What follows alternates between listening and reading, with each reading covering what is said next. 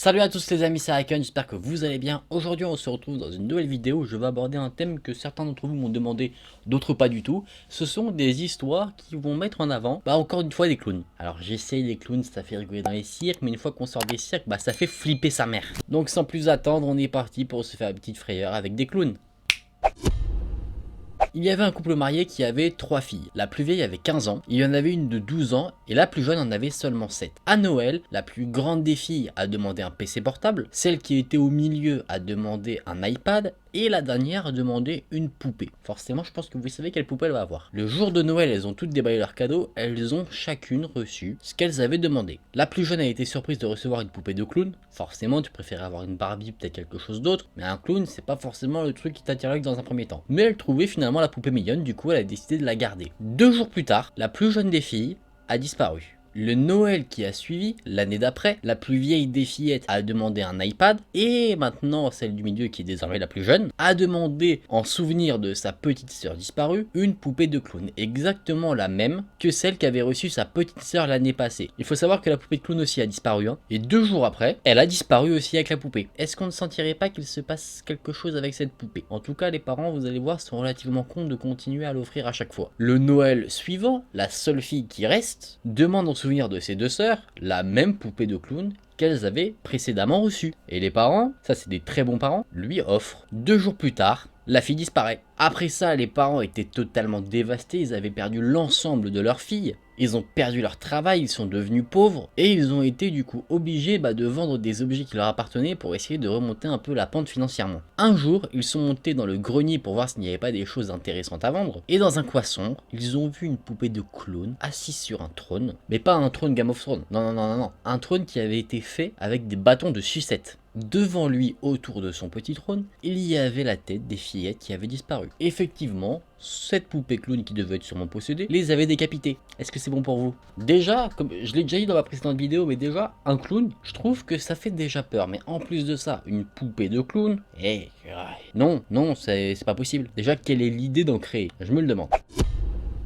Là, je vais vous raconter une petite légende, une petite histoire qui a été écrite, qui s'inspire de livres bien connus, notamment un que vous connaissez sûrement de Stephen King. Il y avait un homme qui voulait faire venir un clown pour animer l'anniversaire de son fils. Il a demandé autour de lui dans son entourage au travail si des gens avaient éventuellement des contacts de personnes qui faisaient du bon travail, et un de ses collègues, Sergio, lui a transmis le numéro d'un intervenant qui apparemment était vraiment très recommandé, il était vraiment top pour les anniversaires des enfants. Le père de famille a appelé le numéro, il a arrangé le rendez-vous pour l'anniversaire, il avait tout prévu pour que son fils passe la meilleure des après-midi. Quand le jour de l'anniversaire est arrivé, il pleuvait et le clown ne s'est jamais pointé. Tous les enfants à l'anniversaire qui attendaient impatiemment ce clown, ils se sont totalement ennuyés et du coup c'était un désastre total. À tel point que l'anniversaire devait se terminer à une certaine heure et tous les enfants sont partis bien plus tôt. L'enfant à qui c'était l'anniversaire était totalement triste, il est parti dans sa chambre en pleurant. Son anniversaire avait été complètement ruiné par l'absence de ce clown. Le père était quand même assez en colère, du coup il arrêtait pas d'appeler le numéro du clown qu'on lui avait donné, mais le clown ne répondait jamais. Le père se dit: Sergio, son collègue, pourquoi tu m'as recommandé un mec comme ça? Le soir, le père de famille et sa femme étaient au lit, ils étaient totalement épuisés, et le père était encore en colère après ce clown qui n'était pas venu à la fête d'anniversaire de son fils. Sa femme lui a dit: à quelle heure tu lui avais dit de venir? Et lui il répond: je lui avais dit clairement aujourd'hui à 12h. Sa femme lui répond: peut-être qu'il a pensé que c'était 12h du soir, à minuit.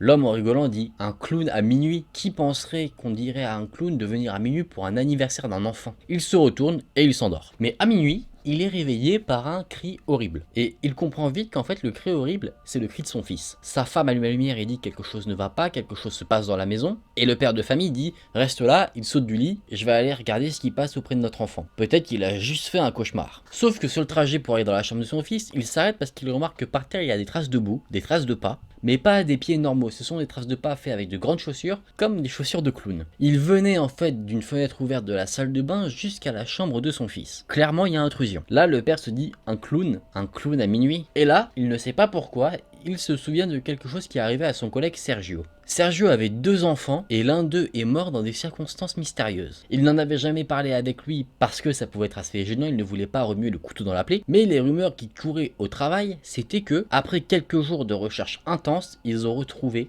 sa tête accrochée à un arbre dans la forêt. Là, le père se demande pourquoi il se souvient de ça maintenant, je pense qu'il commence totalement à flipper pour son fils. Il se met des petites claques pour se réveiller et il se dirige droit dans la chambre de son fils. La chambre était vide, le lit avait été défait comme si on avait sorti quelqu'un du lit, et la fenêtre de sa chambre était ouverte et les traces de boue menaient vers cette fenêtre ouverte. Le père a crié, il a foncé hors de la maison, il n'arrêtait pas de crier le nom de son fils pour le retrouver. Les voisins ont allumé leur lumière, ils sont sortis, sont allés voir pour savoir ce qui n'allait pas, et l'homme en criant dit « Quelqu'un a kidnappé mon enfant, c'est un clown ». Un des voisins appelle la police et quelques minutes plus tard, quelques voitures arrivent et ils commencent tous immédiatement à rechercher le fils de cet homme. Mais juste avant de commencer les recherches, il reçoit un appel de son collègue Sergio. Sergio était en train de pleurer au téléphone. Entre ses sanglots, apparemment, il essaye en fait de s'excuser pour ce qu'il a fait. Il dit « Pardonne-moi pour ce que je viens de faire ». Le père dit « Qu'as-tu fait? Dis-moi ce que tu as fait, où est mon fils? Et qui est le clown dont tu m'as parlé et que tu m'as dit d'engager ?» Sergio répond « Je ne le sais même pas, je ne sais même pas s'il est humain, je sais juste qu'il a faim, de plus en plus faim,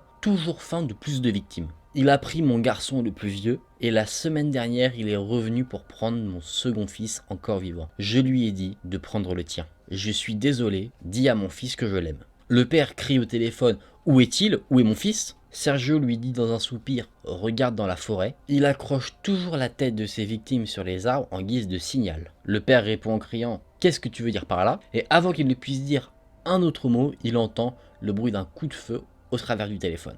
Et là, l'appel est interrompu. Le père range son téléphone et se précipite dans la forêt, qui se trouve en fait juste derrière la maison. Et à un moment, il tombe sur un arbre très large, assez grand. Il s'arrête. Il tombe sur ses genoux et commence à pleurer parce qu'il a trouvé ce qu'il restait de son fils. Ah là là. Bah en soi, par rapport au clown qui mange les enfants, ça ressemble totalement à ça de Stephen King. Après, sur le reste, bon je me connais pas assez en littérature pour savoir si c'est inspiré d'autre chose, mais en tout cas moi c'est la première chose à laquelle cette histoire m'a fait penser. Mais je trouve ça vachement intéressant, mais surtout très frissonnant, d'avoir ce sort de clown. Tu te dis, tu peux essayer de rendre la chose réaliste en disant que c'est peut-être un clown qui est cannibale, concrètement. Moi si je me mets sur cette opinion-là, je me dis que ça fait froid dans le dos. Mais moi, personnellement, pour mes enfants, jamais je n'appelle de clown pour qu'ils fêtent leur anniversaire. Impossible. Ou sinon, le clown, je surveille avec la batte de baseball dans le dos derrière moi, comme ça, en train de le regarder. Et puis même s'il fait rien, un petit coup, voilà. Comme ça, au moins, tu sauves des vies ou t'empêches les gens d'avoir peur. Alors là, c'est une histoire qui va concerner 3 personnes. Ben, Bess et John. Ben et John sont frères. Ben est le plus grand, John est le plus petit, il est en assez bas âge, et Bess est une amie de Ben. Tout ça se passe pendant un orage, évidemment, faut mettre un peu d'ambiance, hein. Et du coup, Bess et Ben sont au téléphone. À un moment donné, Ben dit qu'il veut aller à une soirée, mais qu'il y a quelque chose qui l'en empêche, c'est qu'en fait ses parents ne sont pas là, et il doit en fait garder son petit frère. Du coup, il demande à Bess une énorme faveur, c'est si elle peut venir chez lui, pour garder son petit frère pendant que lui passera un peu de temps avec ses potes en soirée. Bess, après quand même un instant d'hésitation, accepte et elle se rend donc à la maison de Ben. Ben la remercie énormément parce qu'il peut enfin aller à sa soirée. Il lui donne quelques consignes, ils se disent qu'ils vont s'appeler régulièrement au cours de la soirée pour savoir si tout va bien. Ben lui dit de l'appeler également s'il y a le moindre souci et ensuite il part tranquillement à sa soirée. John est là sur le canapé mais il a l'air plutôt apeuré, il est pas bien, on sait pas trop pourquoi, mais Bess se dit que c'est sûrement à cause de l'orage et que c'est ça qui lui fait peur. Elle lui dit donc « Je suis là, tout va bien, on va allumer un peu la télé, on va se détendre ensemble ». John dit d'accord, et il regarde du coup tranquillement la télé quand à un moment donné, les lumières de la maison s'éteignent, comme s'il y avait une coupure de courant. John commence à crier, à paniquer totalement, Bess essaye de la rassurer et lui dit qu'elle a une lampe de poche. Mais problème, la lampe de poche ne marche pas. Bess lui dit qu'elle sait que Ben avait une lampe de poche dans sa chambre et du coup, ils s'y rendent tous les deux. Pendant qu'ils sont en train de monter les escaliers, ils entendent un rire super creepy. À Bess et John, ça leur met vraiment des frissons, ils se tétanisent littéralement sur place quand ils entendent ça. Bess dit à John qu'elle pense que c'est lui qui fait ça, sauf que John dit non, ce n'est pas moi. Mais bon, étant petit, Bess ne le croit pas. Bess décide d'appeler Ben pour savoir où il aurait rangé sa lampe de poche. John lui dit qu'il l'avait rangée sous son lit un peu sur la gauche. Bess et John arrivent donc finalement dans la chambre de Ben. Bess se penche et descend pour justement essayer d'attraper cette fameuse lampe de poche. Sauf que la première chose qu'elle fait, c'est crier. Elle est toujours au téléphone avec Ben, je tiens à la préciser. Et Ben se dit, qu'est-ce qui se passe? Et là, Bess lui dit, c'est rien, désolé, j'ai eu peur parce que je savais pas que sous ton lit t'avais un costume de clown avec un couteau dans sa main. Il a l'air super réaliste. Où est-ce que tu l'as eu? Parce que franchement, ça m'intéresse pour Halloween, ça peut être cool. Et Ben lui dit, Bess, je n'ai pas de costume de clown. Là, la ligne téléphonique est coupée. Ben n'a plus aucune nouvelle de Bess et de John, il décide donc de quitter sa soirée et de rentrer aussi vite que possible pour justement savoir ce qu'il se passe. Et il voit son frère tranquillement couché dans son lit. Ben se dit, j'y crois pas que Bess m'a fait une blague aussi creepy. Il s'installe à son ordinateur avant d'aller se coucher et regarde un peu son MySpace. Il regarde un peu ses notifications et il voit qu'il a une demande d'amis d'une personne qu'il ne connaît pas et sa photo de profil c'est un clown avec un sourire très dérangeant. Moi perso j'accepte pas et je le bloque. Direct. Aucun risque les amis, aucun risque à prendre. Mais il est allé voir son profil quand même, sans l'accepter, et il a vu, ayant un profil public, qu'il avait mis un message disant clowning around. Ce qui veut dire clownerie aux alentours. Je sais pas forcément ce que ça veut dire, mais en tout cas, ça fait flipper. Bon, il est pas très rassuré par tout ça, du coup il décide finalement d'aller se coucher, de rejoindre son petit frère qui dort dans son lit. Il lui fait un petit bisou pour lui dire bonne nuit, et Ben dit à son petit frère, bon ce soir t'as le droit de dormir ici, mais demain tu retournes dans ta chambre. Là, John retourne sa tête pour regarder son frère et il se trouve qu'il a un comportement étrange. Il a les yeux grands ouverts, du sang qui coule de sa bouche, la bouche qui a été totalement disloquée. Et là, le clown sort du lit et dit maintenant c'est ton tour. Ben a crié de toutes ses forces et le clown l'a assassiné. Après qu'il ait fait son macabre travail, le clown a sorti Ben du lit et l'a mis sous son lit, avec le corps de Bess et ce qu'il restait du corps de John. En fait, si vous n'avez pas compris, en fait le clown était caché dans le lit, ce qui faisait une sorte de silhouette. Ben pensait que c'était son frère John et il tenait la tête de John qu'il avait décapité, sinon c'est pas drôle, un peu au-dessus pour faire genre que c'était John qui dormait. Et au moment où Ben était le plus vulnérable, hop, il sort de sa cachette et il le tue. Normalement ça c'est quelque chose qui a été envoyé en chaîne. Justement je sais pas si ça se fait encore mais vous savez on envoyait par SMS des histoires un peu creepy et à la fin on disait si t'envoies pas cette histoire à 5 personnes, bah dans ce cas là tu auras la visite du clown qui viendra dans ton lit et qui te tuera, tu auras la même sort que Ben par exemple. Mais j'ai trouvé que ça assez intéressant, assez dérangeant, je trouve que c'était une sorte de petite variante de l'histoire de la statue de clown dans la maison avec la famille. J'avais déjà fait cette histoire dans ma première vidéo sur les clowns, mais j'ai trouvé ce remaniement un petit peu intéressant et ça m'avait bien plu. Donc j'espère que ça vous aura plu aussi, que ça vous aura mis des petits frissons. Après on retrouve un peu des classiques de trucs qui font peur, On sait, ça se passe où t'as un orage, le rire macabre, la lumière qui s'éteint toute seule, vraiment. Cette histoire est un petit peu cliché, je vous l'accorde, mais elle fait peur. Bon les amis, je vous ramène en sécurité, il n'y a pas de clown ici comme d'habitude, Moi de toute façon là c'est la zone de sécurité, il n'y a rien, il n'y a jamais d'événements paranormaux, il n'y a pas de clown, il n'y a pas de serial killer, il n'y a rien du tout. On est bien ici, on est chill. Ah les clowns, qu'est-ce que ça donne pas envie d'en rencontrer à chaque fois. En plus les clowns qui sont chez toi la nuit et qui n'ont totalement rien à foutre ici, je pense que ça a tendance à te faire un peu peur quand même. Moi je me dis je sais pas du tout comment je réagirais.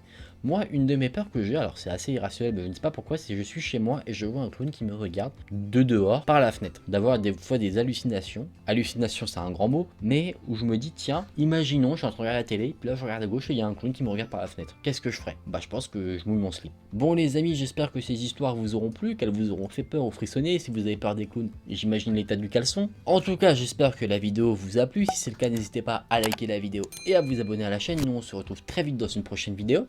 Salut!